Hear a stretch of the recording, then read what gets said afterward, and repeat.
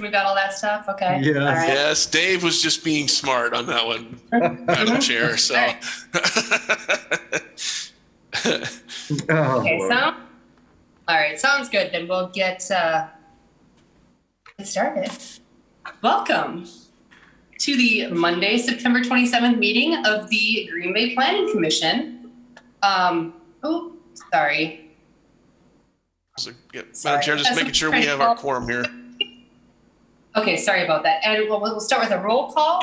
Chair Lisa Hanson, present. Vice Chair Jacob Miller. Present.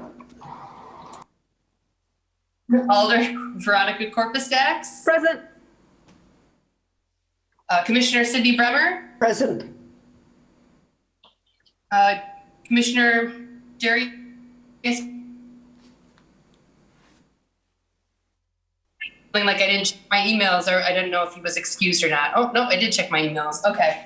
I guess absent at this point. Commissioner Autumn. Present. Okay. Commissioner Ken Reed. Present. All right, and moving on to the approval of the agenda for the September 27th, 2021 meeting of the Green Bay Plan Commission. Move to approve. Second. Moved by Alder Corpus-Dax, second by Commissioner Bremer. All those in favor? Aye. Aye. Any opposed? Moving on to the approval of the minutes. Approval of the minutes from the September 13th, 2021 meeting of the Green Bay Plan Commission. So moved.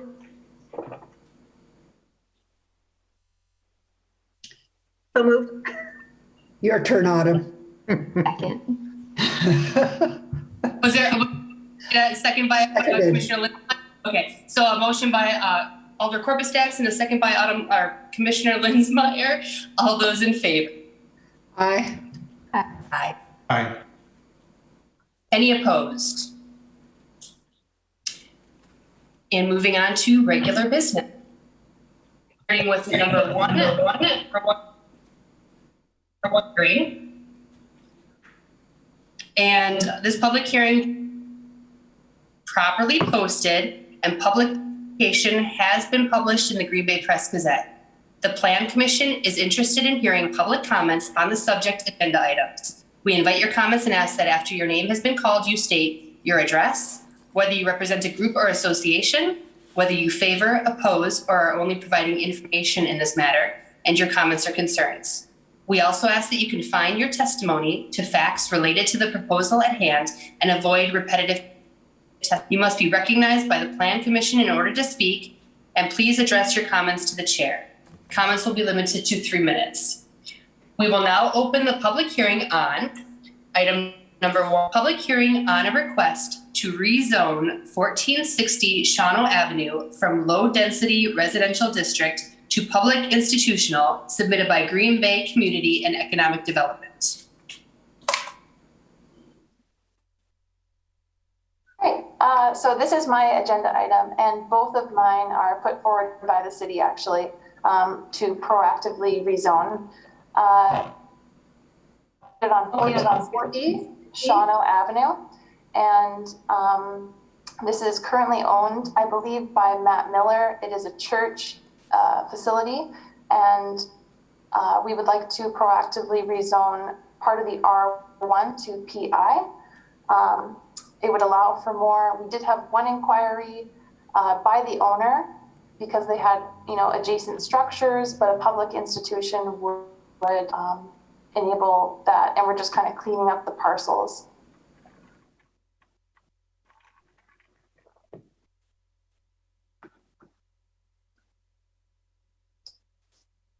Is there any more background you'd like on it? Nope. Okay. I'm sorry, okay. All right, so now we're looking for parties who are looking to speak that are in favor of this item. And if you could put the gallery view back on so I can see if there's any hands. Not that I ever do, but okay. So we're looking for people who are in favor of this item. Is there anyone in opposition to this item? Is there anyone wishing to provide information only on this site?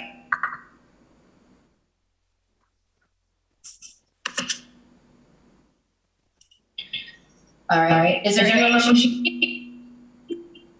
Is there anyone wishing to? Is there anyone wishing to speak?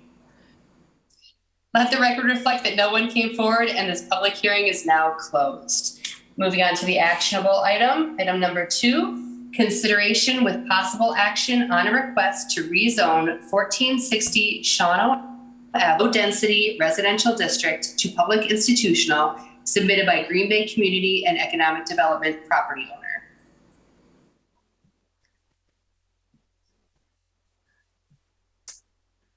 All right, so here is an image of the current zoning. As I said, it's owned by the First Assembly of God Church, and Matt Miller, I believe, is also one of the owners of the church. As you can see, the subject parcel is low density residential, but you have a need to rezone it to PI, which is public property institutional. To the north, you've got low density residential, single family homes. You're pretty much surrounded by single family homes. And then to the east, single family homes. To the west, you actually have a bit of a rail as well, but mostly single family homes. So the zoning ordinance for the district of a public institution would allow for any kind of civic buildings, large institutional areas. Otherwise, it's more specific. So we go on to the future land use, and you can see that it's still convoluted. So we're trying to do some cleanup and just kind of take that entire parcel and zone it as what it should be, what the city thinks it should be, as the current compliance with the code as public institutional for religious.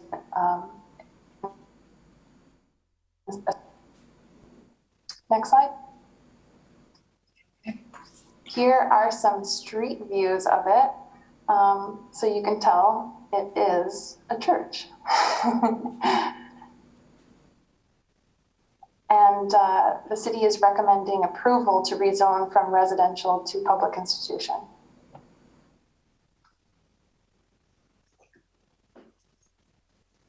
Okay.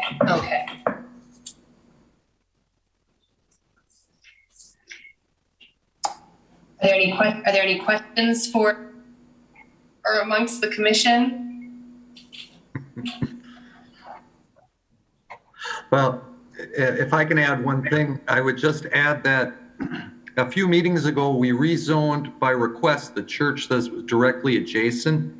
And that brought to our attention that this church as well had that old residential zoning. The old zoning code didn't have a public institutional district. So you probably heard that last time. So yes.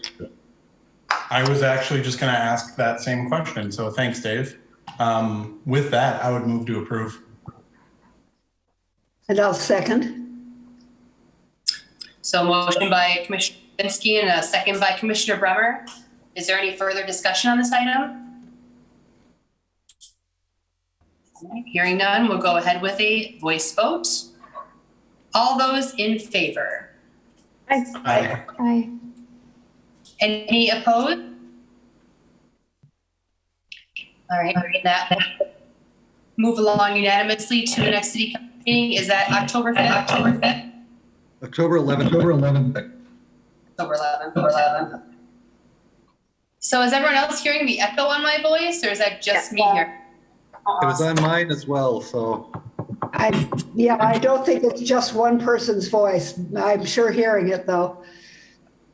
All right, turn me down a little bit. If it is too quiet, let me know. So, okay, moving on to item 3, which is a public hearing on a request to rezone 235 and 237 Elizabeth Street from general commercial to low density residential district, submitted by Green Bay Community Economic Development.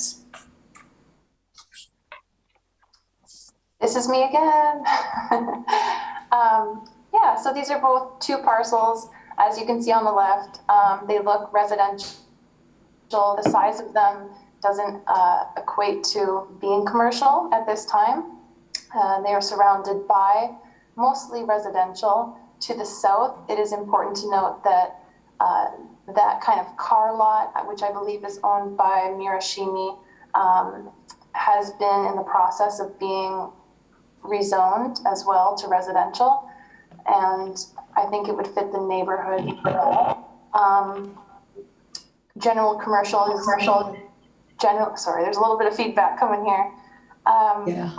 General commercial is usually intended for the city's primary commercial corridors, and they allow retail, residential, and so on. This is owned by Doyle and Cordova, but was put forth as a proactive rezone by the city of Green Bay. About all the background I have at this time. Okay. All right. Thank you so much, Madison. All right. So we're looking with the public hearing. We're looking to hear from parties who are in favor of this item.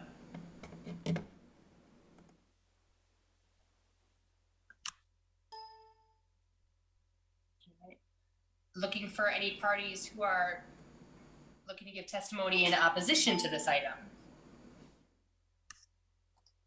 You kind of go to chat, right? I'd like to just express two comments that we received. Sure. If you could please state your name and address for the record, please. So we received a concern initially from, me, from Bill Doyle, who owns the southern 235 Elizabeth. I think he was concerned about the value of his land and selling it off to the car lot adjacent to the south. And then we also received a phone call from Carolyn C. Coots, located on the the street kind of to the north, 1595 Proper Street. And she was actually in support of it remaining residential and becoming residential. Okay, thank you, Madison. Madam Chair, I believe Mr. Doyle is on and would like to make a comment. That's what I was looking at when I saw his light and his I gotta click unmute, it? and I thought they were speaking instead of Madison. So yeah, if you could state his name and address for the record and then go ahead with his testimony. Bill Doyle, 614 South Quincy, Green Bay. Can you hear me? Yep. Okay. Yes, I am opposed to it because I bought the property with the idea it would have more value of business, and I bought it because it was zoned the way it is. So I am opposed to it because I think it has more value down the road in case that car lot wants to expand and the zoning's already there for it. And B, if it's residential, I think it's going to lose its value to a prospective single family owner occupied buyer because they'll have a car lot next to it. So I am opposed to changing the zoning. Okay. Thank you very much for your testimony, Mr. Doyle. You're welcome. Is there anyone else wishing to speak in opposition to this item?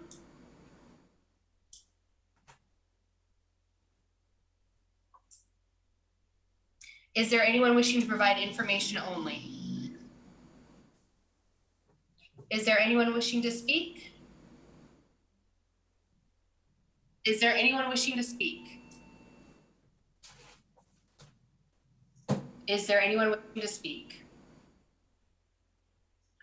Let the record reflect that no one came forward and this public hearing is now closed.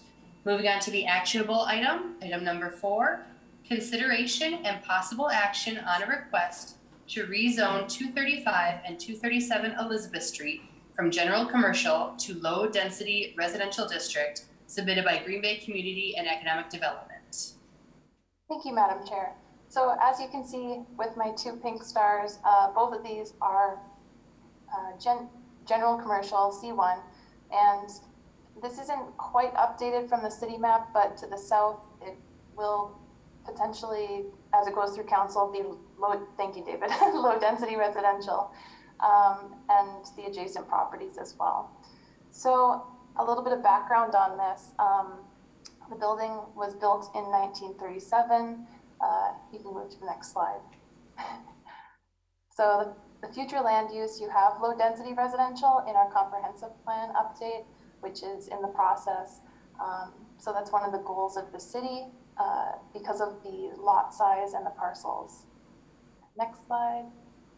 So now you can have like a good look at it. So there's two parcels side by side, and they are 237, 235 Elizabeth. One of the big things with proactive rezoning on behalf of the city is actually to align not only with our goals, but to assist property owners with our building inspection department, not getting, complaints because they are not compliant. So if you rezone it to an R1, they would not be receiving these. Next slide, please. Thank you. So you can see right now there is that car lot to the south, but the two properties that we are looking to proactively rezone seem to be residential, just by the looks and their parcel size. So the city recommends to approve these two lots, generally to assist the property owners. Commercial is worth more than a residential lot. However, if everything adjacent to it is residential and the lot is not deemed large enough for commercial, the city would recommend changing these two lots to residential. Okay. Okay. Thank you so much, Madison. All right, can you put the map up, and please? Wow, I didn't hear that, Lisa. Could you mind try repeating it? Sure. See if we get lucky?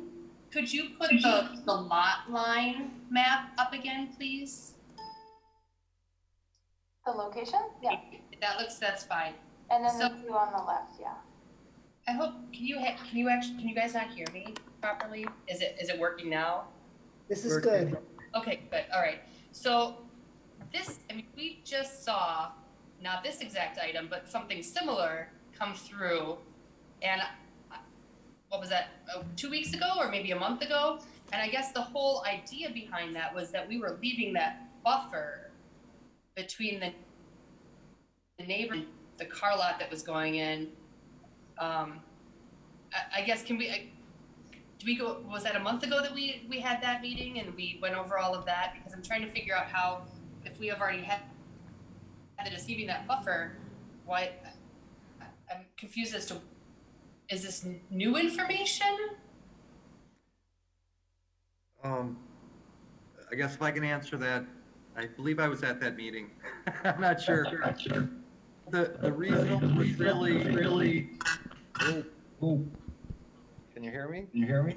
Yes, and that is better. Yeah, turn down your speakers, Dave, yeah. Okay. Yes? You can hear me? Yes, Yes. sir. I believe this was Stephanie's item. She's not on tonight, but what basically happened is the car lot itself was rezoned in this area. Right. And then the buffer, I believe, was running across the top of the properties. And so the back part of the car lot property is still zoned residential. And so when we had looked at that after coming through, it was noticed that there are two existing homes, residential uses on properties that are zoned commercial. So they're non-conforming, they're grandfathered right now. The lots themselves are about 8,500 square feet each, pretty small for commercial use. So to retain that, and Paul can correct me if I'm wrong, but to retain that buffer is to kind of square it off. And these two homes would be included in that.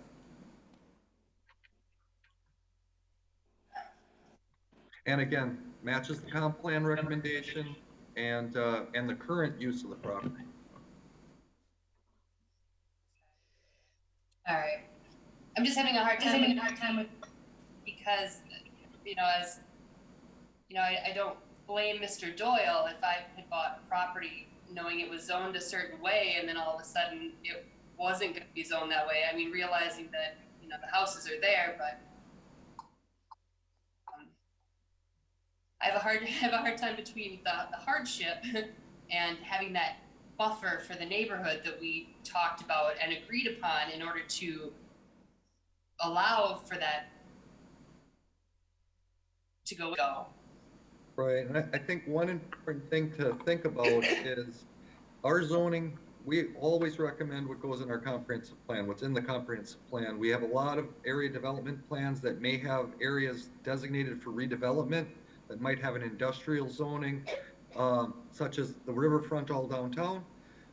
Typically what we will do is rezone those. So in this case, they're residential uses. We want to make them conforming and we want to make them conforming to the comp plan. If at some time that car lot needed to expand, at that point you'd get a comp plan amendment and a rezone request. So it's sort of, don't leave it in non-compliance, change it later. But the city has a lot of lots like this where the comp plan was changed, the zoning wasn't. Some of the big negatives that can happen, if you are in a C1 district, such as these properties, and you need to do major repair on the structure, you can't get a permit. So a lot of times you'll get reason somebody needs to fix the roof or put an addition on or do foundation work. And then it's, again, as Madison had said, we're proactive, trying to be proactive rather than always being reactive. And so it's like, well, oh, I need to fix my porch, zone it residential. Oh, I want to change it, zone it commercial. You know, our comp plan kind of guides what our recommendations are. So I don't know if that clears any of it up. I just wanted to add on, thank you, David. I think the city staff felt that with the existing structure, it would be a violation of the future land use goals within the zoning ordinance, and you wouldn't want to put any kind of violation on that property owner. So the comp plan for that right now is R1. For the future land use, yes. Okay. So the comp is already R1, so we're just matching. Okay. I would like to follow up on that though. Mr. Doyle's notion was that he had purchased the property hoping to sell it as a commercial property, which leads me to suspect that he's not likely to want to do a major improvement on that lot. That is the southern of the two lots. What would be, or would there be, a reason not to exclude that Doyle lot from this current proposal and just rezone the one above it, which is still then part of the buffer? So you'd run the line across the bottom of the Cordova lot from east to west, you're following me, and then down south to the bottom of the pretty pink star, and then on across to the west there with the buffer that we constructed for the car lot. What would be the disadvantage to that? I understand that it would not follow this future land use map, but would there be any other reason not to do that? Well, it would go, no, it would just go against the city's 2022 Smart Growth Comprehensive Plan and not be compliant with our goals. So there would be violations in the city. And then the southern half, as I said, is in the process of becoming low density residential.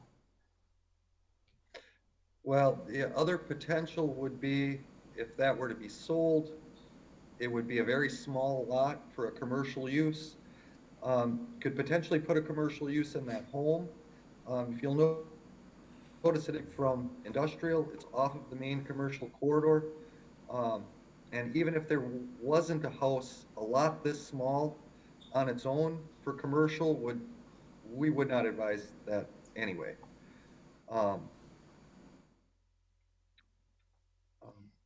Thank you. Those are both very helpful comments. Hey, Lisa, this is Vice Chair Miller, if I can.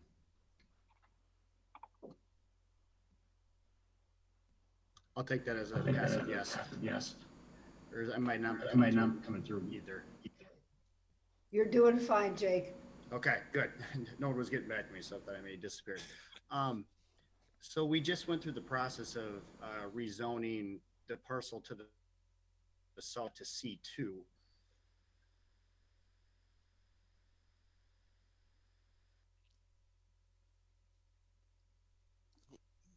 we lose Jake? Yeah, did anyone else lose Jake? Yeah, I we think Jake is locked up. Okay. Use that's not even proper right now. Jake, you're locked up? Oh, you might have to Now start. Yeah, it just popped up that said my connection was unstable. Is it coming through a little better now? No, yes. Yes. we didn't hear any of it.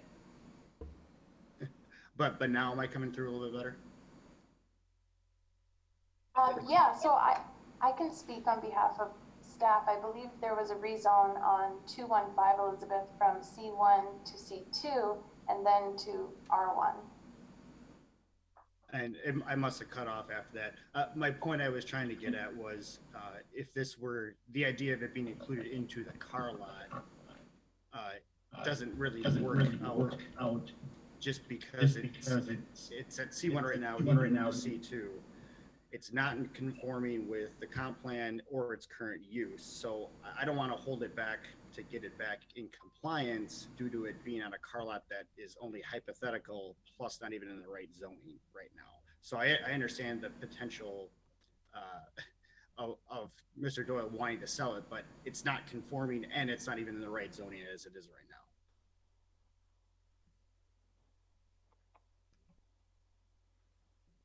Yeah, that is correct, and I can kind of zoom to this as well. The dimensions, I don't know if are on here, it looks like. I just wanted to point out, when you have commercial next to residential, there's gonna be about a 15-foot buffer that's gonna be required on here, and a pretty substantial setback along the street frontage. So the real, even if it were to be combined with the parcel to the south, the real usable area of that property is gonna be pretty small.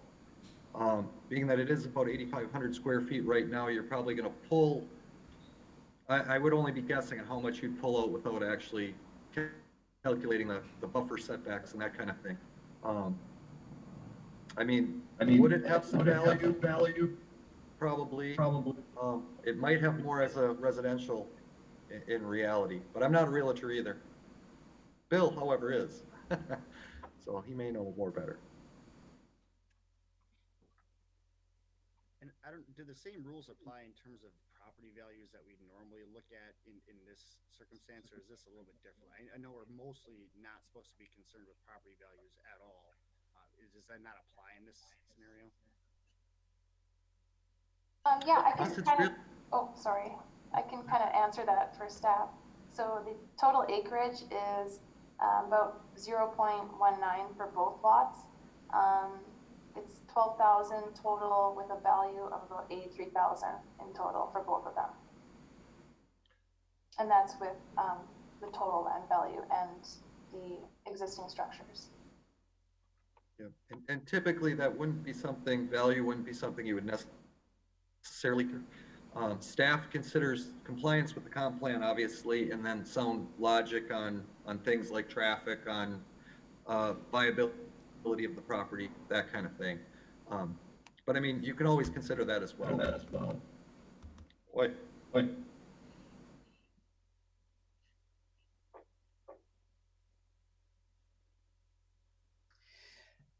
Well, I'm appreciating the comments made by the staff.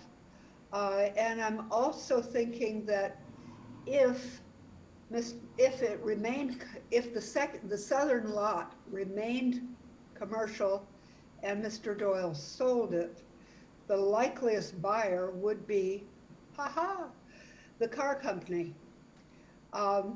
Because it wouldn't matter that it's just a little bit, and that would interrupt the whole buffer idea that we worked on last time. So I'm convinced that this is a wise recommendation, and I thank you all for your comments.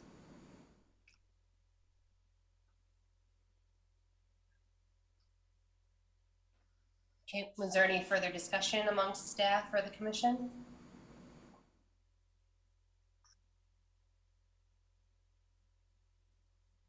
I don't, but I would put forward a motion to approve.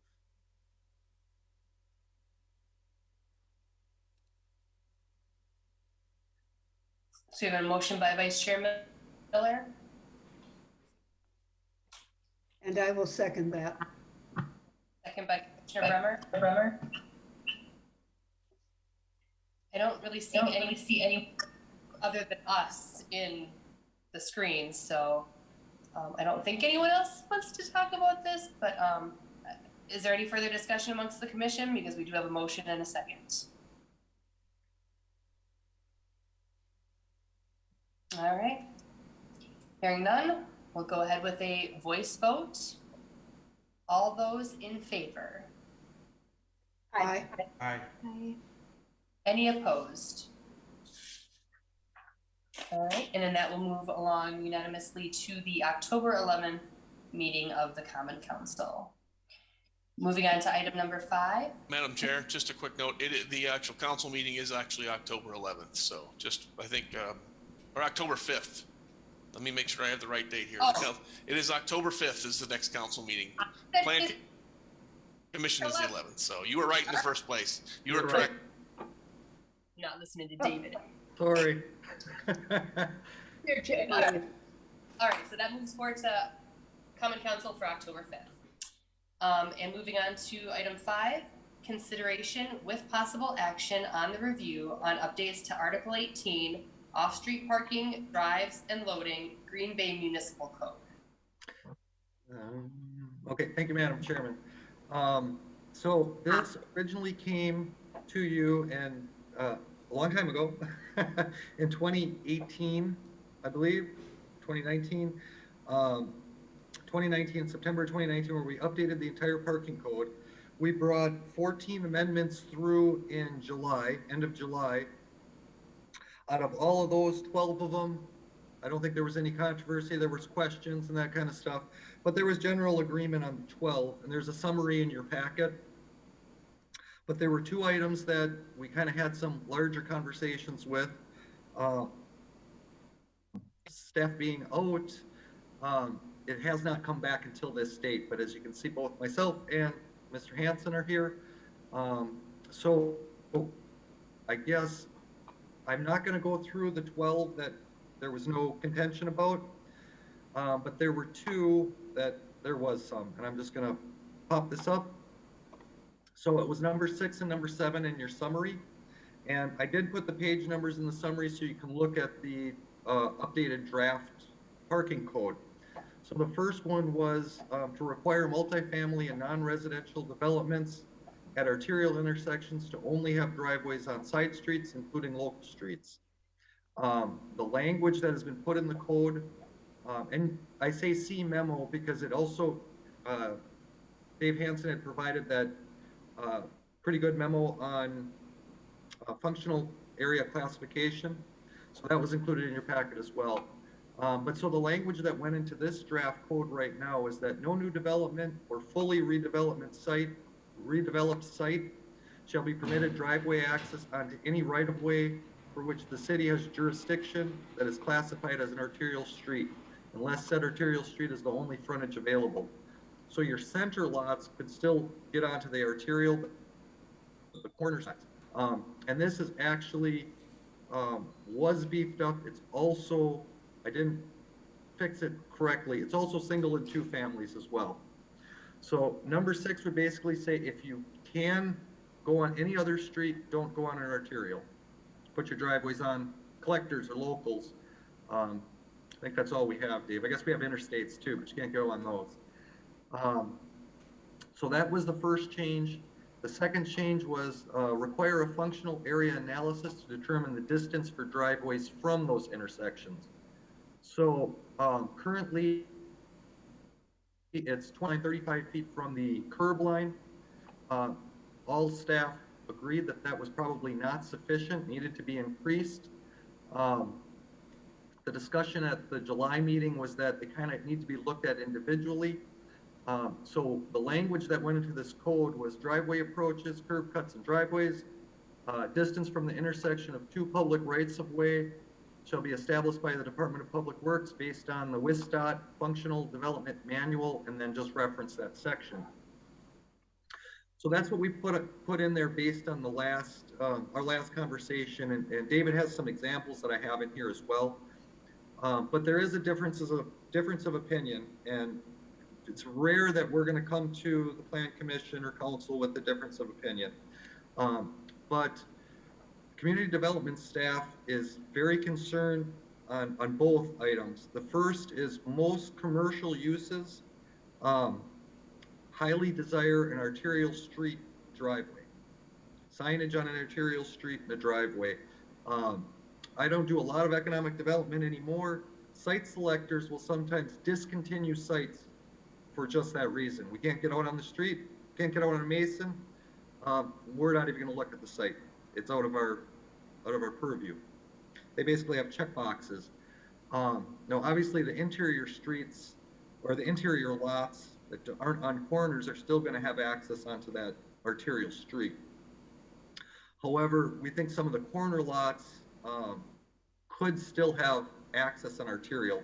We're also partially concerned, and our neighborhood division is partially concerned by forcing commercial or multifamily drives onto local streets might divert traffic into neighborhoods rather than onto the arterials.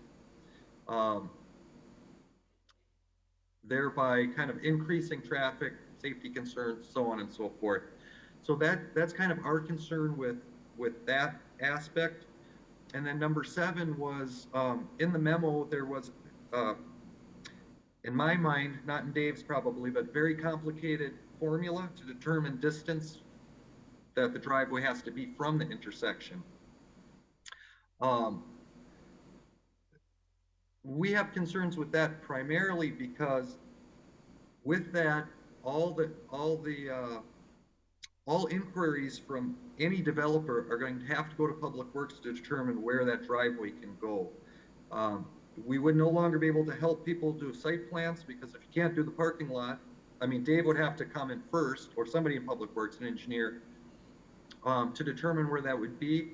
One thing about the development community, time usually isn't a big issue. Money sometimes isn't even a big issue, but consistency and knowing what you can do, not having anything that's arbitrary, is generally very important for commercial site selectors and commercial businesses.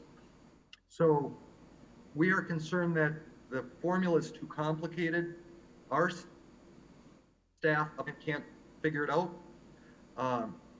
So that puts all the impetus on DPW to field all those calls. And that would apply to new construction and any site that's fully redeveloped. So that's cleared totally and redeveloped. So it might not apply for every site, but it would apply to quite a few. We would be much more comfortable with a greater distance, whatever that be, 150 feet, 200 feet, but have a set distance. So we can convey that to developers and to speculative property owners and businesses without having to go through the formula that I can't figure it out. But I am not a math guy either. I mean, the distance, I guess, is not as a big concern for us. We understand the safety and wanting that separation from the intersections, but we just feel a fixed amount would be more appropriate and much better for economic development and for site planning. So with that, I guess that's all I'll say, and I'll let Dave speak because he's got the opposite. And you heard some of that at the last meeting. A lot of concerns with safety and that kind of thing. But I'll let him speak. And he did make 3 different examples as the Plan Commission requested of what distances would look like from intersections. And I have those queued up, Dave. So you just let me know when you want to go into them. I put them in order that you sent them. Thanks, Dave. I actually have those same exhibits on my computer, and if I share my computer, I guess we could go over them when appropriate in the conversation. Yep. So I have the floor. You do. All right. Thank you all, commissioners. Again, I think it's been a couple of months. I think a couple of vacations probably in there, and hopefully we all remember everything that we had discussed before. And honestly, I don't even have the memo in front of me. I'm presuming that was in the packet that was submitted. But in essence, that memo really just went over functional area, how to calculate functional area. But I guess the core reason that this came up was because of safety. We're trying to, on a citywide basis, wherever we can. I mean, we always do it during roadway reconstruction projects. We look at driveway locations and relocate if possible. But as David mentioned, this isn't something that applies to every site plan. This is really something that where there's major improvements done. I know Wally spot was brought up the last time, and we're talking when sites are completely raised, new buildings are put up, and a reconfiguration of that access takes place. This only applies as well to corner properties on arterials. So this isn't going to be, again, anything that would be off of the. So when it comes down to the actual number of properties, I don't think it's really going to be all that many. One thing I wanted to clarify on that item 7 that was on some of the text that David shared, just wanted to clarify that the process, I think you had made mention that it came from a functional design manual or WSDOT manual. Just for clarity, that's Wisconsin DOT's facilities development manual. Sorry. So just in case anyone does a Google search, you're not going to find that document, but you will find the facilities development manual. It's definitely available online, and it's very easy to get to. Let's see here. I guess when it comes down to corner properties, I know it probably seems counterintuitive, when you hear, well, we don't want to put access on to the arterial, we want to put it onto a local road. A lot of people, I think that maybe sends an initial palpitation, maybe, I don't know. But the reality is when it's a corner property and you are by this major intersection, these are major trip generators for the most part. People are just looking to get in and out. So I don't think this is necessarily going to create any sort of a cut-through issue. And quite frankly, if we are at such a larger development anyway, and it goes, the number of trips that are estimated to be generated, it's going to go into a traffic impact analysis process anyway, where I wouldn't say this wouldn't apply, but then that's where we start to handle any of the concerns about neighborhood traffic and this and that. I mean, this is more or less to combat any of the effects of these driveway sections, that when there are maneuvers that are being done close to them, people don't have enough braking time, people are turning in and out of driveways quickly, just launching themselves into the roadway, creating hazardous situations. And all we're trying to do is just provide some more reaction time so that not only our public, of course, that's our motoring public, all road users have a safer environment, but I think it's going to create a better experience for the development as well. I mean, who wants to have a development that's known for having a crash problem next to it? I don't think that's anyone's intention. So I actually, quite frankly, I think this is kind of a win-win situation when it comes down to development. I know that it's been mentioned that the formula is complex. I will share my screen and I will show you at least what I think is quite simple. So all these formulas, put them into a spreadsheet, and I can pretty much give you an answer in 5 minutes on what something, if it's, what its functional area is going to be. So can you see my screen now? Yes, yes, we can. Okay.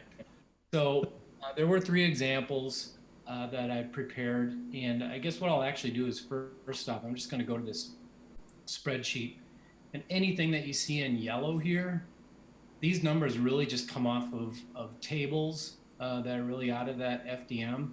So, I mean, stopping sight distance, that there's already a table you'll see in that memo. You just pull that number right off of it based off of the design speed. That's for downstream. So downstream is actually very simple. I know upstream really has 4 components. Again, these are, I was talking about that reaction time, braking time, all of that. That's what, perception reaction, when it takes motors to react to a sudden situation. There's deceleration that's calculated into it, and deceleration horizontally based off of going in and out of lanes if there are shared lanes versus exclusive lanes.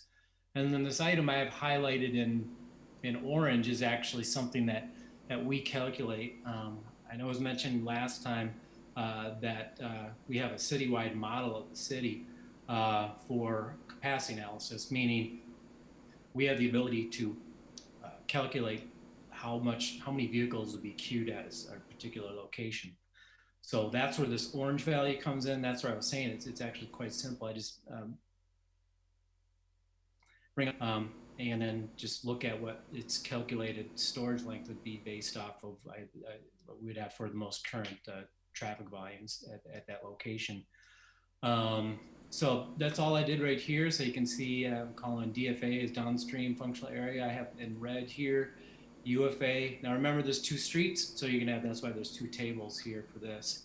And it just calculates it. So I have these numbers in red, and that's all I did is I applied them to here. So you see in blue, that's going to be your upstream functional area, and in yellow is going to be your downstream. So that it literally is that simple for this. Now, you'll look at this and go, well, it looks like on some of these corner lots, it looks like you don't really have a lot of options because that functional area, whether it's upstream or downstream, may be larger than the parcel site. We understand there's going to be small parcels that are going to be redeveloped, and we know that there is no perfect solution to any of this. So in a situation like that, you just want to see how far away from the intersection that you can practically put that driveway location. And I think on a note, just at least with what I've seen with the developments as over the number of years here, especially in our downtown areas, we seem to like the 0 setback. And so I think that having something like this actually kind of goes together with that 0 setback, because you want to put that building at the corner, and then your driveways end up being pushed more towards those far corners of the property line. So actually, I think that's another benefit you get out of this.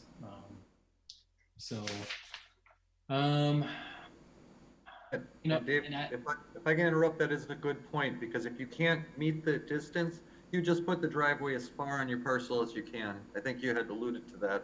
Yes. Yeah. Yeah, like I said, I mean, this is an ideal type of situation that we're looking at here. We understand that there's not always going to be ideal, and we need to work with the property owners to get something. But and I know that just reading numbers off tables, it sounds all great and everything, but the reason you can't just pull numbers off table, like when I was pointing off, is storage. And you can see right here where it says 1. Well, there's technically no vehicle, that's 1. I mean, that's just a placeholder that I put in there. That just means that you have pretty much free flow speeds there. You put something in there. Now, when it comes down here, 11, again, that's pretty small. It's really just like 1 vehicle. So you're really not anticipating much storage to be adding into there. But as you can see, the 2 are different. And as I actually go into, I know this last one right here, this is actually Monroe, Pine, and Cherry at this location. And as you can tell, that they're a little bit different. So you can see Pine is going to actually have a little bit longer upstream functional area than you're going to have in the southbound direction. And that's simply because you have a signalized intersection. The operation is a little bit different than a 2-way stop. Because at low speed, your queues are going to be much less. So as you can tell, this isn't just something that you can just start pulling out. The other thing I would say is that this is state statute when it comes down to state highways. The state of Wisconsin's been doing this for as long as I know. I mean, this is ever since I've been an engineer. This has been in practice at state level. So all we're trying to do is align ourselves with what we believe is the best and safest practice for our streets, our road users, our pedestrians, our bicyclists.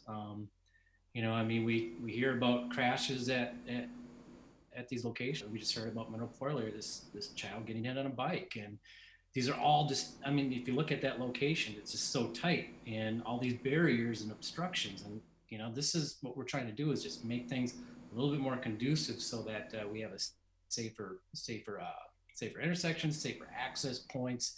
And at the end of the day, just better traffic flow. And like I said, I think it's really going to be a win-win for not only the city, you know, where we see reduction in crashes, serious injury, and fatalities. But I think that at the end of the day, these developers will like this. I think that they want to have safe access to these developments as well. And like I said, I really think it would be a win-win. So with that, if anyone has any questions on any of these, I know Dave, you know, we went over some of these examples. I don't know if you have anything you want to point out maybe more specifically on any of these drawings or anything like that, but they're here for the observation. And like I said, I'll take any questions at this time. Right, and I would comment that I didn't have time to get them out to everybody. So if you wanted to go through each one, you could, because I did not get them out to them in email format or in their packets. Right. Yeah, I apologize. I wish I would have been able to get it into the packet. We had a pretty busy week last week, and I was short-staffed, and I actually was out in the field quite a bit. So I really wanted to get this all ready for that. But today it was back at full staff, and we had some of our problems solved. So I was able to focus in on this. But like I said, I mean, I can go over any of these if there's questions. But like I said, I mean, this is a spreadsheet that's already developed, and I just plug these numbers in. That's really all it is. And you know, coming up with these numbers did not take that long to do. And like I said, with the few number of parcels that probably will be under discussion, or where the updated ordinance would apply, I mean, this isn't all that significant of work. I know it may sound complex just because there's calculations involved, but that's why you have traffic engineers on staff. That's what we're here to do. Yeah, and as Dave had As Dave had mentioned, this would only apply to sites that are fully redeveloped. So like the, I think you had the example, the Monroe lot, associated parking lot would apply there. Because that's going to be completely cleared and redeveloped. But it would also apply to any greenfield sites. So any new areas of the city on the east side or the west side, mainly on the east side. There are not too many left on the west side, but there's a few yet. Sorry, I'm done. Yeah. If I might ask Dave Hansen a question.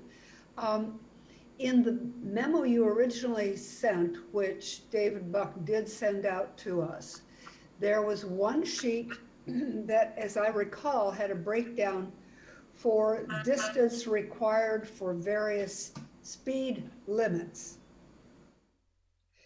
Is that a sheet that could be used as reference? It seems very simple and straightforward. Yes. As a matter of fact, it is part of the ordinance. I mean, the ordinance really just refers to that facilities development manual, or FDM. And I know I made kind of I'm getting a delay here. I don't know what's going on. I made some assumptions for more of an urban type of setting. So I think they may have had a formula, but I made some assumptions based off of urban areas, which is predominantly where this would apply, to make it more simple. So as you can see, there's really not any calculation. I mean, let me see if I can zoom in on this a little bit to show you. Oops, there we go. So you'll see downstream functional area, 35 miles an hour. If you look at that memo for 35 miles an hour, you're gonna find the value will say 250. That's all I did, is I just plugged that number in from that table. Right, and my question was whether or not the other sheet that had different miles per hour, different speeds, and specific distances could set a basis for making, even could be incorporated into the ordinance so that developers would know that if their development was in a 35-mile-an-hour zone, then their access would have to be X amount from the intersection. I'm not sure if I'm understanding correctly, but that was how I understood that particular sheet that had 25, 35, various miles per hour. Yeah, if Dave, if you let me share, I have your memo loaded up, so I can share it. Thank you, Dave. You just have to stop sharing. Yeah, I need to bring up that window here. Hold on one second. There. Okay. Just scanned. Here we go. So this is, I'll be looking to the side, but this is an excerpt from Dave's memo. Here's the memo. Yes. So there's two sections to this, really. There's more sections, but two. One is the downstream, which is the exiting an intersection. You get that right, Dave? Yes. And that one's that one's a little bit more simple. It's a speed and then a distance, something like this. And we did talk, Dave and I and Paul Newmeyer and others had talked about trying to get this type of thing in the code. But where it becomes complicated is the upstream. And the upstream takes in a lot of different factors. And you can kind of see them on here. Oh, whether there's a turn lane or a through lane, yeah. Correct. So this table was not very easily formatted to something that could be simple like the downstream. And we even had talked about, can we just get an average in here somewhere? So if you're on a 35 street, make it 110, let's say. But as David pointed out and described when he was going through, there's other factors that play into that. So that wasn't, I don't think, and I don't want to speak for you, Dave, but I don't think it was desirable on your end to try to consolidate the table. Correct, yeah, and I think you're actually at a good spot right there where it says 35, and you just pointed, well, can we just make it 110 or 100? Well, this D3 is this maneuver distance. If you look at, this one says 100 and one next to it's about double, 195.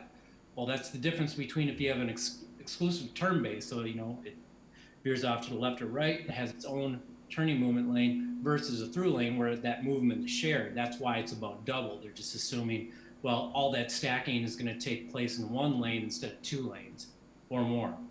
So that's why it's really not as simple as that. And as you can see, it's off by a factor of 2. So, I mean, that's why be very generic about it. It really makes a difference on how that approach is configured.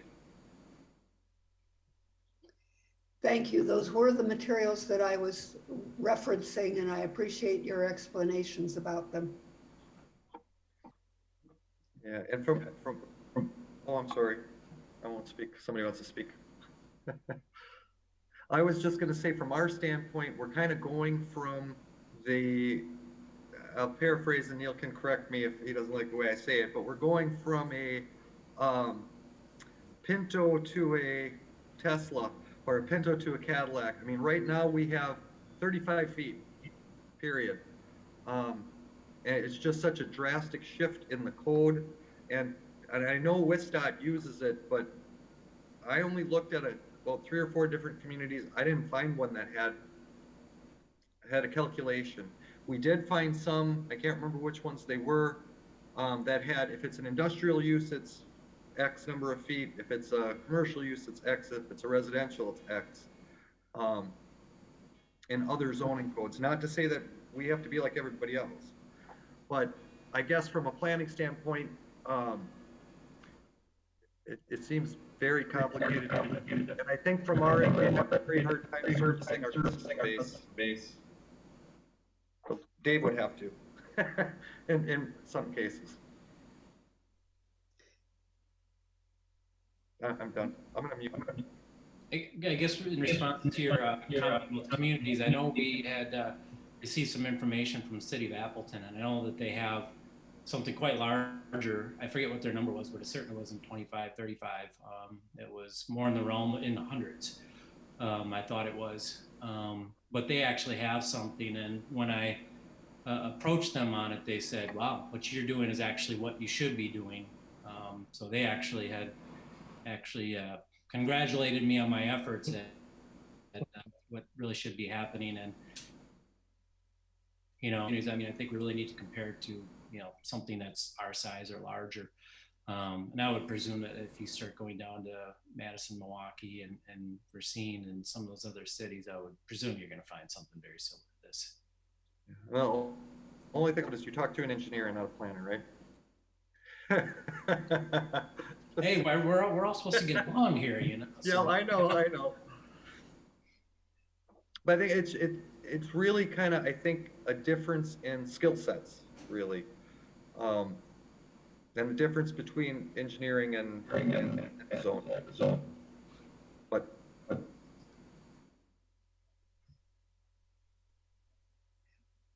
You're muted, Lisa. Commissioner Rubin has someone to add? Yeah, my question, you mentioned for downtown developments, that this would kind of force a developer's hand to move their buildings closer by having to move their driveways. What kind of teeth does the city actually have in that? Like if a developer wants their building set further back on a parcel, and then, you know, they come and say, well, this is where the driveway can go because of where our building is. Do we have teeth to actually say, well, no, you need to move your building to move the driveway where it needs to be? I would think site plan. again, on a new site or a totally empty site, which is where this would apply, when they came in to do their site planning to set their building, they would have to follow the regular zoning rules, which downtowns, we usually have maximum setbacks, not so much minimums. But that, David is correct, that by pushing those on the smaller lots, if they're not big enough to handle the distance, it's gonna push those driveways out to as far as they could possibly go, which then makes more of the buildable area closer to the corner because of there. Does that make sense? So it kind of does play into that. However, there are, of course, the ability to get variances and that kind of thing as well. And usually, and Dave mentioned that before, there would usually be a traffic impact analysis, especially downtown, which may negate these regulations anyway to determine the best location for a drive. Okay, and Alderdorf, did you have a question? I do. Thank you, Chair. As I listen to this, I know Plan is going to vote on this. And then I know City Council is going to have to affirm what Plan does. And I'm hearing staff members with very different opinions about this. And I'm very concerned about the impact this might have on planning. And I wonder if perhaps Director Steck-Schulte could talk a bit, and I'm also hoping we don't rush into anything. That this seems big to me. I mean, it seems like Dave Hansen's doing something really right and really good and really technical. And then it seems like David Buck is talking about our planning and making sure that we have our economic development and making sure that that goes smoothly. And sometimes we might have to have a compromise on that. But could I ask Director Steck-Schulte for his opinion, Madam Chair? Certainly. Okay. Thank you, Alderdorf. Thank you, Madam Chair. Yeah, first of all, I want to be, we'll start off by saying, we absolutely agree that safety is the key objective here in this discussion. There's no doubt about that. We are certainly not in any way, shape, or form wanting to be proposing something that is unsafe by any stretch of the imagination. I do think, in terms of just overall try procedural and trying to kind of get through, how do we make sure that we can actually implement something that is still safe and yet still kind of efficient from a process standpoint. I think our planning and economic development staff have been looking at this as, why don't we establish a minimum distance in order to just be a clear standard for a majority of projects that says they should just simply be, whenever possible, this is the minimum distance it should be. If it needs to be less than that for some reason, that requires Dave's okay. Is kind of what we were thinking procedurally. Now, again, how determining what that exact number is, that probably would take some additional discussion, I think, to establish what that might be. I do think it is a situation in terms of the number of challenges that a typical developer might encounter in a downtown redevelopment site. If there's something we could do that is kind of a yes or no evaluation, I think does certainly take one thing, make it a little bit easier. Again, but there are certainly, and I don't disagree with any of Mr. Hansen's analysis. To be very clear, he's been, I think what the lane configuration, obviously the speed limits, all of those factors he is identifying are absolutely, I think, key in terms of what the actual calculation should be in terms of a safe distance. Now, is there a way to establish a minimum distance that would take care of a significant, if not a majority, of the absolute redevelopments we might see? I'm guessing that probably there is. I couldn't tell you what that number is right off the top of my head. I don't know. Certainly there's a couple factors though. I think one, the important factor is if it's a significant enough traffic generator, we're probably going to require a traffic impact analysis anyway, and that should be the driving factor. I think that at the end of the day, and I don't know exactly when we trigger that requirement in terms of the TIA. Certainly if it's a fast food place or something that's going to generate a substantial amount of traffic, that's certainly something that's going to take, and that should basically override, I think, anything that we're going to be suggesting at this point.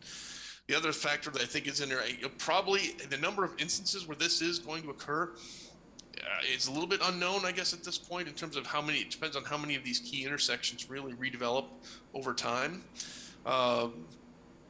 So I mean, it's hard to put a number in terms of kind of evaluating exactly how many of these sites may actually redevelop and require this sort of analysis.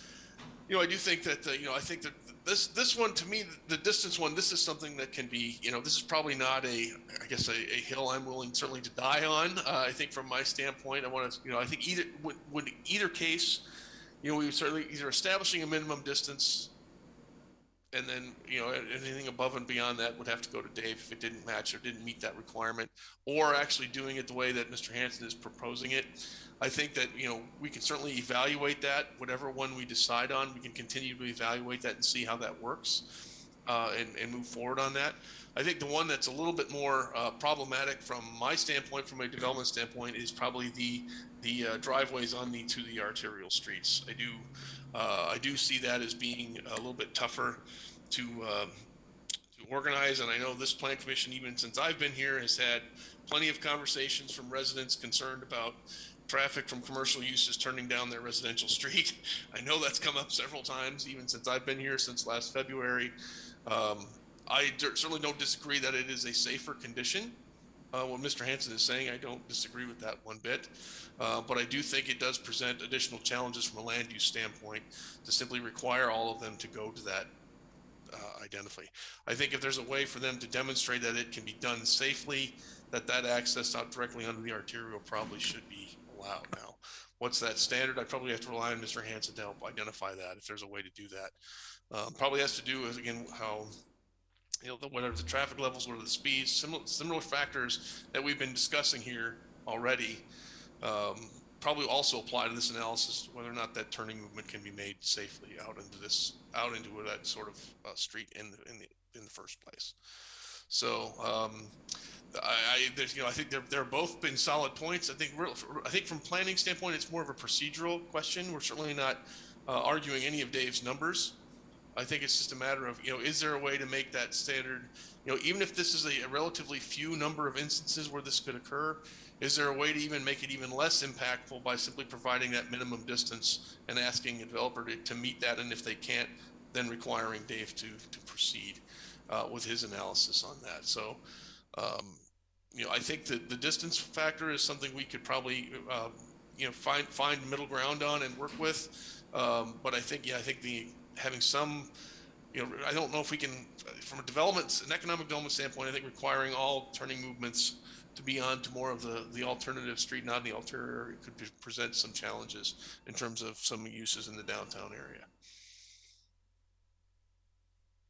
I don't know if that helped or if it made it worse, Alderdorf. Yeah, well, good luck, plan. You just hear what you say.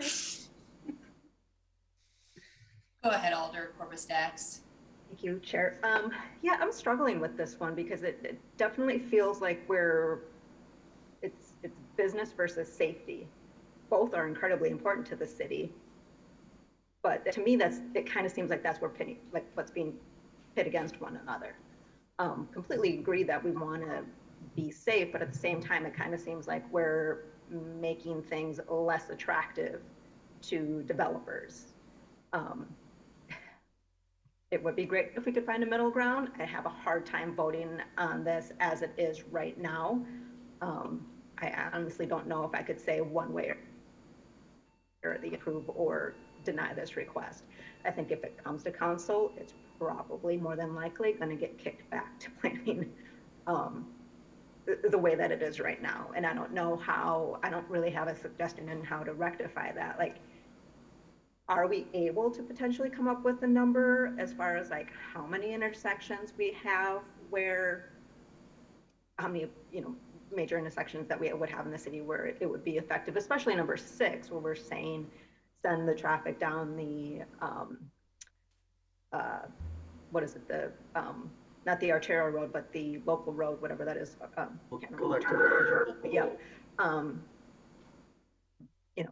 I think that's, like you said, that's come before us numerous times. And it's, if it seems like it's making things more difficult for businesses, for developers. So yeah, that's all. That's my 2 cents. Go ahead, Dave. Which one? Oh, I'm sorry, David Buck, sorry. I guess one thing, I think information that I would like to know is how our accident rates at some of these intersections with our extremely small 35-foot distance separation, how we compare with other communities. Because if we're going to go from 35 to, let's say, I'll just pick an arbitrary number, let's say 150 or 100, is that going to significantly drop that accident rate? And is that accident rate higher than anywhere else? I understand we want safety, but it is the balance. True safety would be no driveways and no cars, period. Nobody would get in an accident, but I'm going crazy extreme, right? So it's always like a balance. And what is that balance? And if we have a major problem at all our intersections currently, that might be a factor, but I don't have any empirical data to back this up, but it doesn't seem like Green Bay is any less safe than our surrounding communities that have a standard distance. So just throw that out there. And I believe I heard you say earlier, Dave, that you hadn't found other communities that had embraced the DOT numbers? I had not, but to be honest, I've only looked at about 5. So I think Dave and I, we looked at, there was Appleton, Oshkosh, De Pere, Howard, and was it Wausau? There was another one too. But I thought you looked at as well. And some communities do have that all driveway locations will be determined by the Department of Public Works. I did find a community that had that, but it was a much smaller community and every site plan had to go through council. So the council could change things on every site plan. That's not really feasible for a city our size. Yeah.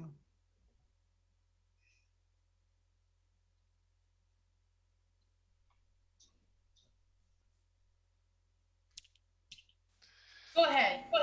I'm sorry. I'm trying to unmute myself and it's just the screen is moving. Commissioner Verinsky, I think that should be you. Go ahead. Okay. Yeah. I guess one thing I see with having that, like the minimum, is it's going to end up being like the worst case scenario minimum, right? So there could be, like, looking at that chart that we had where there was the discrepancy of between like 100 and 195, where there might be a safe limit for someone that's at a lower number. But if we go with just like a standard number, you know, it could turn someone away from developing here if all of a sudden now that minimum number is higher than what it actually needs to be. So I think this just it puts the onus on the developer to kind of do their homework on it. And they're going to have professionals on their team that are going to be able to look at this stuff. Otherwise, I don't know, probably shouldn't be developing if they can't read a chart like that. I feel like. So I don't know. I guess I don't have a problem with having a calculation in there.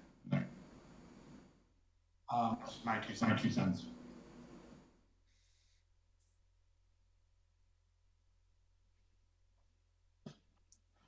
Go ahead, Neil. And I just want to reiterate, I think, whichever decision Plan Commission and Council go, this is obviously something we can evaluate. How many instances do we have where there was an issue with a particular developer, or, how we can actually have something in place and evaluate how it go. And I think to Commissioner Rinsky's comment, I mean, certainly was looking at it, I think the same way he was, but maybe from the other side of the coin, was saying, it's like, hey, here's the minimum standard. If you don't want to mess with anything, you got to meet this distance. If you meet this distance, you're good. But if you want to do something less than that, then you actually have to come in and do the analysis, pay your traffic expert, do whatever you need to do to come in and show us that you can do something less than that. So it's kind of, I guess, saying the same thing you were, Ken, but kind of from just the other side, in terms of from the developers saying, if they're willing to meet the minimum standard, awesome, great. But if you want something less than that, yeah, okay, well, now you're going to have to go through the traffic impact analysis or the work and show us that it actually works the way you want it to work. So again, we just want to make sure that we have that flexibility, but then we also have the ability then to make sure that as whatever policy we decide on, we can evaluate that as we go on for 6 months or whatever, and see exactly, we may have one parcel come up that has to deal with this, or maybe we have 12. We really won't know until we've kind of had really I mean, I suppose we can go back over the last year and see how many instances based on history this would have triggered something. This would have triggered an analysis because of its particular location. That's probably something we could take a look at. So that would at least give us kind of a point in history. If we retroactively did this was how many parcels would have been impacted by whatever policy we decide.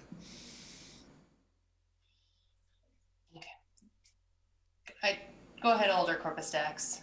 So, thank you. Before we move this forward to council, then, can we do that? Can we do that retroactive research to find out how many properties would have been impacted by this? Maybe it's not the issue that we think it might be. Or maybe it is, and we need to do something different. And I just bring up that this was an update to the code, so there is no urgency in how fast. So Dave and I didn't have a big problem with postponing this to September because it's not being requested by somebody, it's by staff just to make a better code, right? Yep. So time is not our enemy, I guess. We have time. All right. And I see you, Commissioner Bremer, but Mr. Hansen has had his hand up multiple times and I keep on going past him. So do you have something to add, David? Yeah, thank you. I guess when it comes down to safety numbers, I guess the first thing I want to say is that saving one crash, reducing anything by one crash, to me, is actually very important.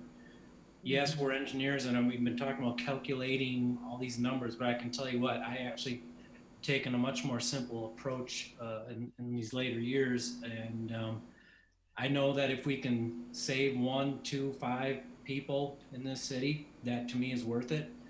And perhaps there are other cities of our size that we should really look at. I don't really think it's fair to look at something like Howard. I mean, it's not really comparable. And quite honestly, I think we shouldn't be followers. We should be leaders in the city. I mean, we should be leading on safety, because, like I said, this isn't just about road use. I mean, we're adding bikes, we're adding scooters. There's pedestrians all over the place. I can tell you, even over this weekend, we had some trouble at one of our signals, and I was out at it on Saturday, and watching the number of pedestrians at some of these driveway locations that are so close to the signal. What happens is you'll get, say, turning movements from a side street, right turn on red, and all of a sudden there's people turning into an already backed up driveway, and then it just backs them up from there. You push that driveway away, at least that person can get into a travel lane, they can move over to another lane, and it's not even just safety. We're talking just traffic flow in general, just make things less congested feeling, you know? There's so many benefits that, you know, yes, we can quantify them. Yes, I'm an engineer. I don't mind doing that stuff. That's how I make a living. But I'm just trying to boil it down into, I think, very simple terms that anyone, a resident, a citizen, a commissioner, a committee member, a council person can actually easily understand.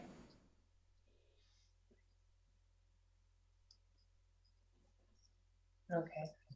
Oh, go ahead, Commissioner. I'm having the same problem that Alder Dorf raised and that Alder Corpus Dax did. I'm not ready to vote on this at this point. I would like to see more new Daves along the lines that Director Schulke has suggested, to see if you can find a minimum. I noticed that there is typical and lower minimum on David Hansen's sheets. A minimum that can be published so that people have some sense of what's going on. I think the language that Neil Schulte, I'm sorry, Neil, I am having trouble with your name, and I did not when you started, because I speak good Deutsch. Steckschulte, right? All right. Director Steckschulte, I got it wrong again. Along the lines that you were suggesting makes a lot of sense to me. I don't want to compromise on safety, but I would like to be able to show people sheets that allow them to have some pretty clear sense of what we're requiring. So I'd really like to send this back to the two Daves to try to achieve what Director Steckschulte said. Is that a motion? I guess it is. So is it a motion to send it back? A Motion to motion refer to staff? Motion to hold. To refer to staff. Okay. To come up with some kind of putting together of these two perspectives in a way that we have something clear to vote on. And that may be procedural, it may be particular lower minimums or whatever.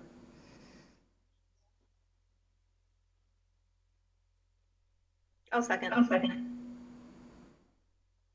Okay, so we have a motion by Commissioner Brett and a second by Alder Corpus Dax to refer back to staff. Do we have any further discussion? All right. Hearing none, we'll go ahead with a voice vote. All those in favor? Aye. Aye. Any opposed? Nay. All right, so we have, how many people? All of us but one. It's not unanimous. We've got one nay vote, and that will, so then what happened? Table. Or referred. Right, it would be. So it's 5-1, and then basically Dave and I would get together and work on a little bit more, spend some more time on it and see what we can come up with. What I may do, however, is package up the other 12 items as a separate, without these two included, and bring those forward just to get those cleaned up. But I'll do that at a later meeting. Again, there was no rush. This is all staff-generated corrections to a recently adopted code. So, and I think one of the things that Dave and I could probably do is gather some comparable communities, communities of our size and our geography, and see what they do. Because like I had said, I don't have that information. So it'd be interesting to find that out, I think. Is there a way we can vote on those other items now? Have to go to city council, right? You could, Ken, but if I could ask you not to, I want to make sure that some of the changes in here aren't going to be impactful on the two items that we haven't changed, because they're kind of all integrated together. Just trying to help you out. Thank you. Okay, so it'll be referred back. Moving on to director's report. No written report, obviously, this time. We try to do that once a month, but just a couple of verbal updates for folks here. I believe Dave and Paul actually participated in a public meeting for a possible project on Nicolay Drive, a residential project here this past Thursday. So we're waiting to see exactly how feedback on that project went. There were several concerns about that were presented there. I think Alderdorf has actually snuck off, but she was actually at that meeting. There were a number of residents in the area who were concerned about the additional residential development in the area. But again, no formal application has been received at this point, but we're anticipating one here probably in the coming months. So at least the developer has did some of their due diligence and held that public information meeting at the neighborhood. So we'll have information to include on that if and when an application comes forward. We also held a kind of a little bit of a public information meeting on the JBS site over on Guns Road and just behind the Croc Center, the lime kiln, the JBS site that is being donated to the city by JBS. Kind of just held an informational meeting for the neighbors there. Oops, that's some a little bit of echoing there. Okay, now we're back. Okay, so we did have it wasn't super well attended. We had plenty of staff there. I think we only really had two really folks from the neighborhood show, but they asked some great questions and it was good discussion. Staff essentially presented the idea that we're looking for basically a mixed residential project component.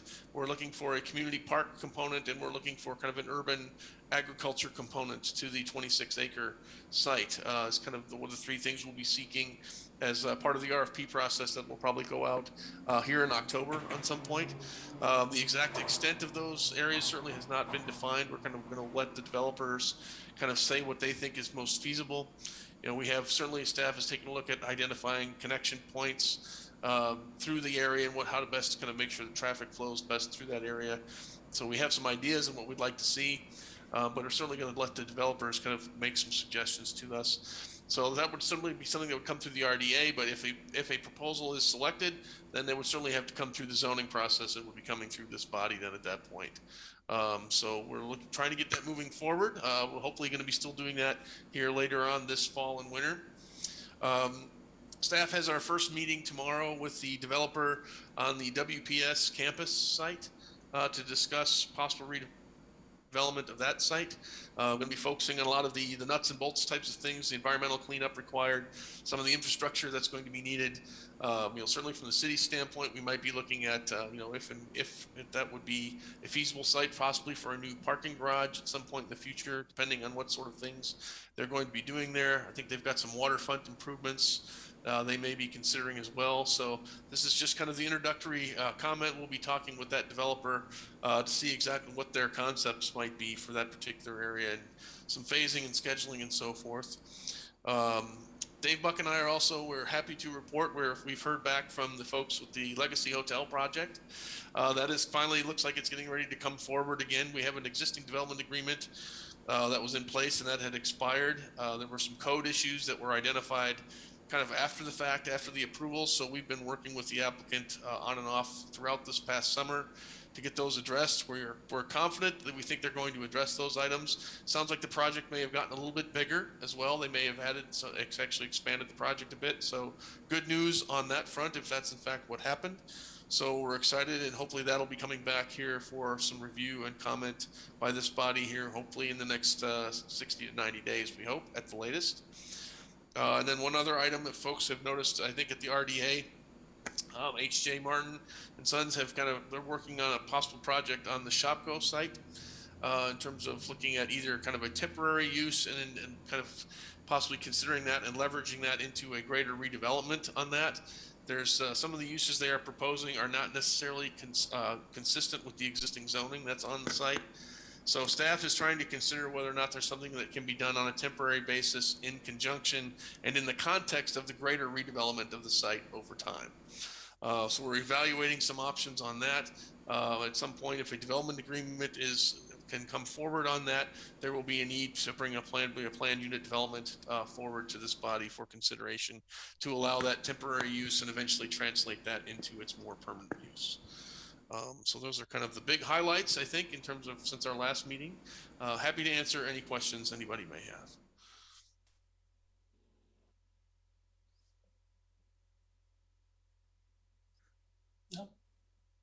Are we good? Okay.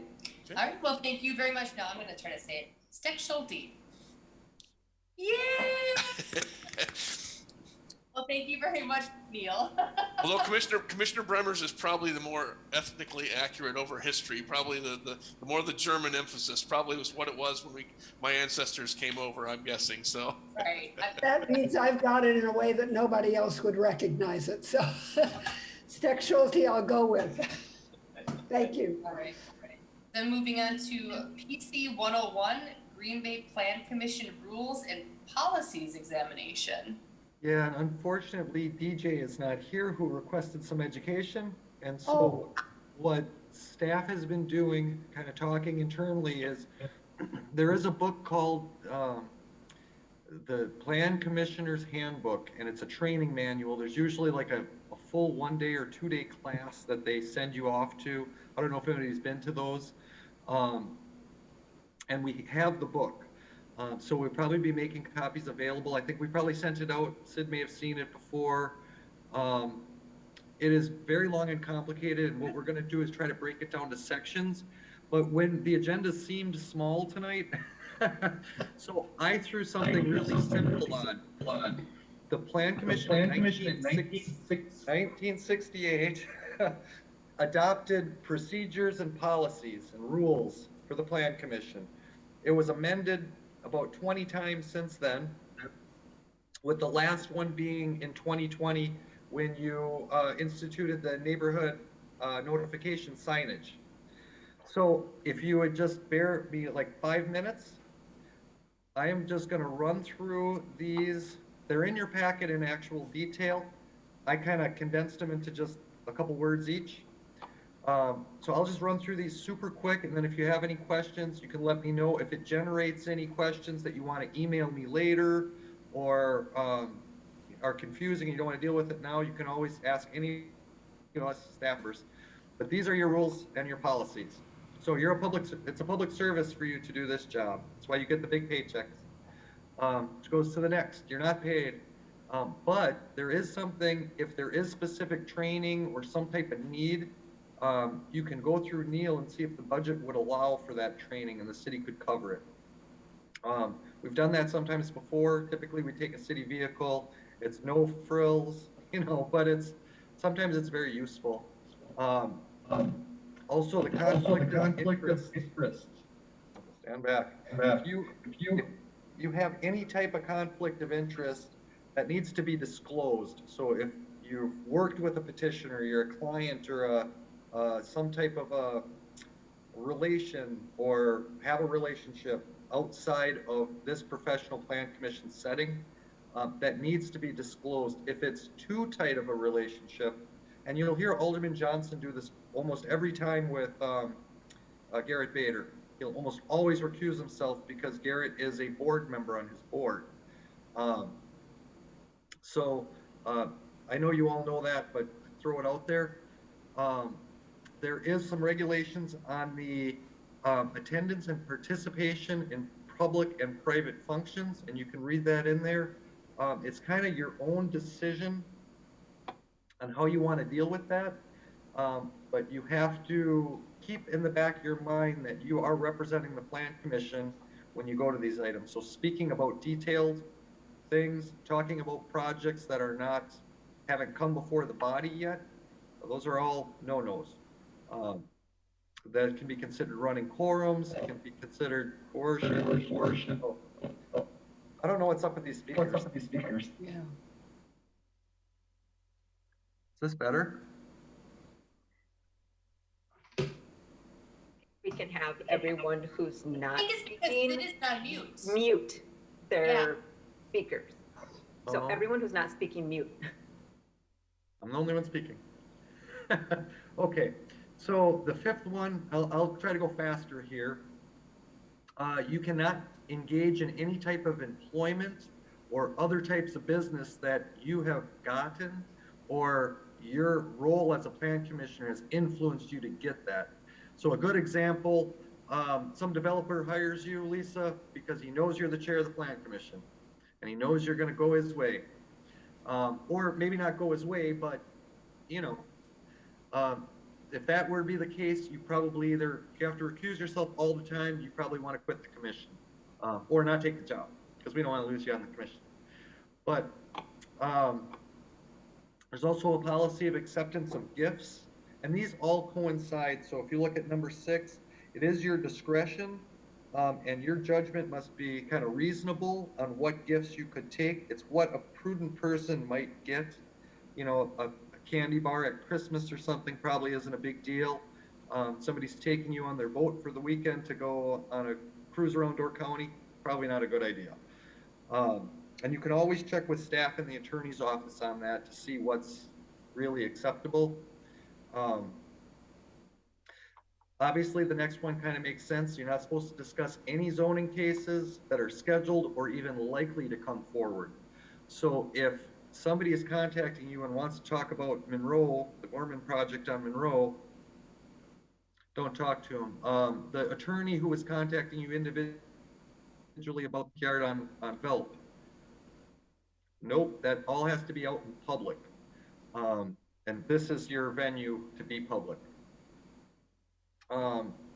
Petitions are not to be reviewed any earlier, this is an old one, any earlier than 2 weeks after they've been submitted. And I think this is a historic one that we could probably take off of here. We're at about 3 to 4 weeks right now. But back in the day, people would push petitions fast, so staff didn't have time to react. And then they would go through, you know, council or whatever, and they would be approved, and staff didn't have an opportunity to evaluate them. So at one point, they put about 2 weeks on there. Like I said, we're at 3 or 4 weeks right now. Number 9 is kind of pointless because it was changed in number 25. It was just never removed. That is when you decided you were going to notify owners by mail within 100 feet of a development site. There is no state statute that requires you to do that. That is the good graces of the Plan Commission that do that. The council does not notify adjacent neighbors. I don't know many commissions that do. Plan commissions tend to. So, but if you go to 25, that's been beefed up to 200 feet for sites less than 3 acres and 400 if they're greater. And then we also added the alderperson, neighborhood associations, bids, any other special interests, and often we'll contact the elected officials and say, is there anybody else you want notified? And we send out those letters. Some of these are pretty simple. You got to conduct meetings in a fair, understanding, and gracious manner, which you always do. Number 11 is that you have to consider in all your decision making the city as a whole, and not just the city now, the city in the future. So you have to look at the entire physical aspect of the city, the population and the conditions, and future development and future inhabitants. So a lot of times you'll get a project and neighbors will say, well, I don't care, I don't care. You have to look at the city as a whole. It's not a microcosm, if that's the appropriate word to use. It's larger organism. You can require an affidavit of ownership on your petitions. Right now, we do not require that.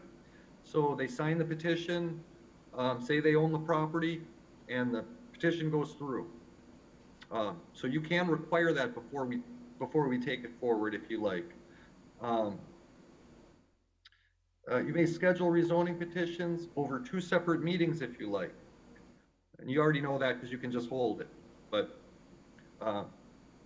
anyway, annual review of the comprehensive plan, which we do very incrementally right now. We should do a larger one.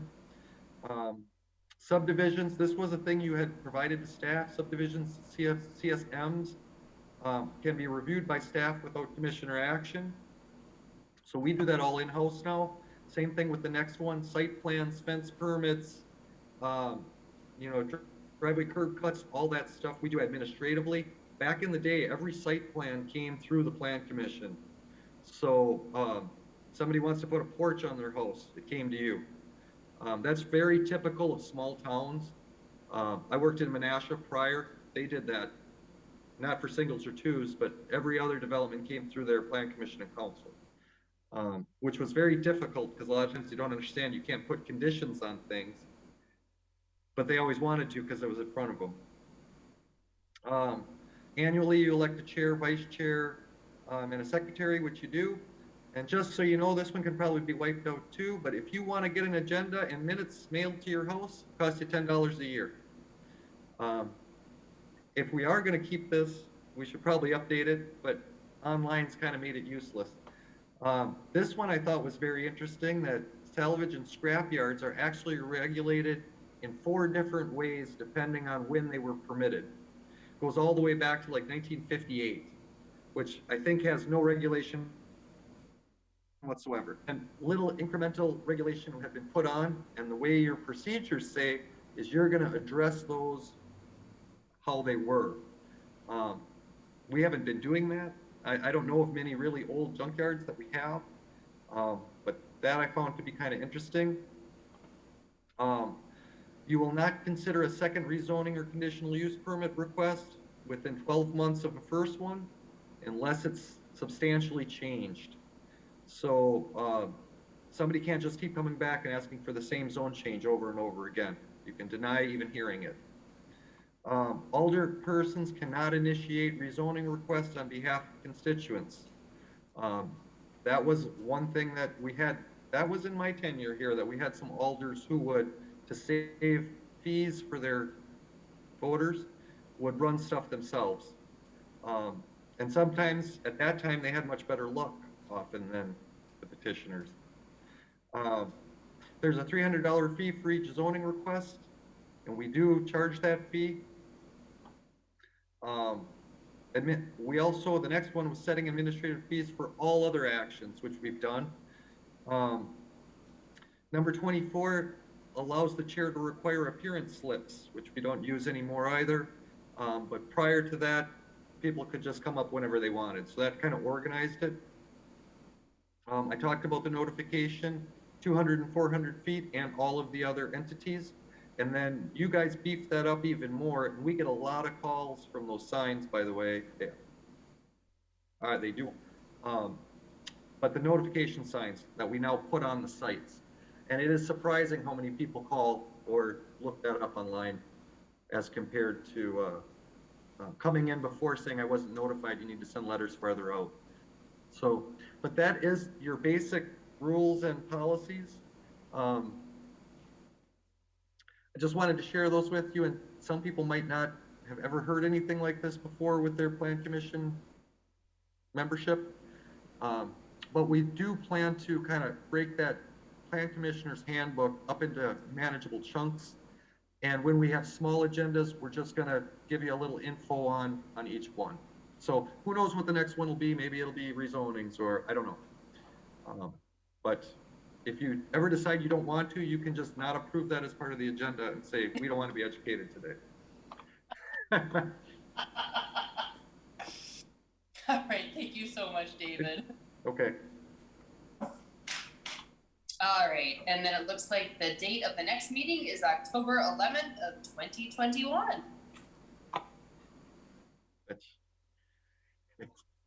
Wonderful. That's my cue to say I move we adjourn. Second. Motion by Commissioner Brink, by Alder Corpus Dax. All those in favor? Aye. Aye. Aye. Any opposed? All right, we're adjourned. Good night, everybody. Buddy, good night.